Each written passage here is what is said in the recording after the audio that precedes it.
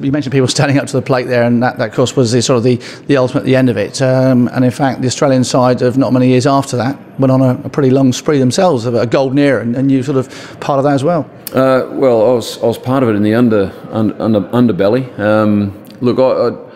People always ask me, you didn't play enough Test cricket, you only played one, and I think that's nice for them to say that. But what I do take great pleasure out of is the fact that, yes, we were playing domestic cricket back in Australia.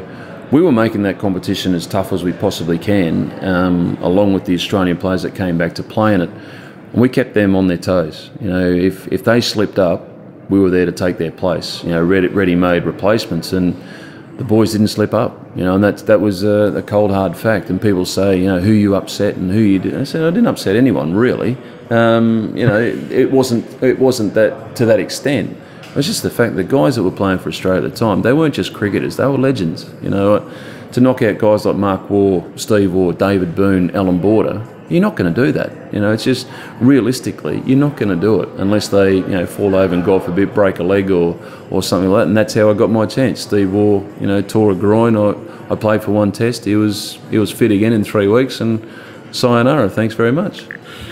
You've still got the blades and still got the cap. Yeah, I have got the cap. Very proudly display it to my son every now and then when a moment of silliness grabs the house. But yeah, it comes out every now and then. But listen, we'll just finish up on, as I know it's a busy time for you at the moment with all the guys that are here. Just thinking back to all the games that you played, if there was a game that stood out that you were part of, that you thought, what a game of cricket, doesn't matter result, doesn't matter performance, but just a game of cricket that for you was just what it was all about. Anything that springs to mind? Mate, people ask me this question. It's a toss-up between walking out in your first Test match. The result was we beat Sri Lanka in 4 days, but it's not about that. It was about putting that baggy green cap on and walking out representing my country.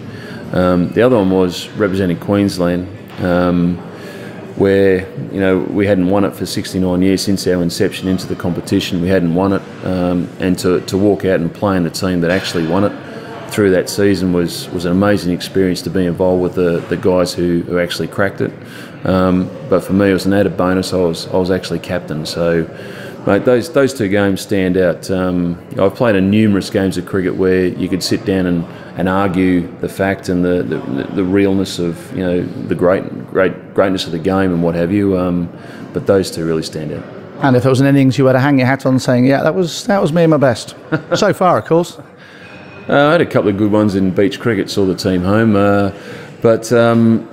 Mate, look, I can name a few. I got a man of the match at Lords in a NatWest final for Essex against Alan Donald, and he was at his peak then, and we demoralised them that day, and that was great to be part of. And I don't think I've played a better innings than that, although the boys from Nottinghamshire tell me during that year I made 47 against them at Trent Bridge. Paul Johnson, now a good friend of mine, he wasn't at the time, but a good friend of mine now, said that's the best 47 he's ever seen. Well, that's every credit. Well, listen, I'm sure there's plenty more 47s in you, beach cricket or otherwise. But Stuart, thanks for joining us. No, pleasure. Thank you.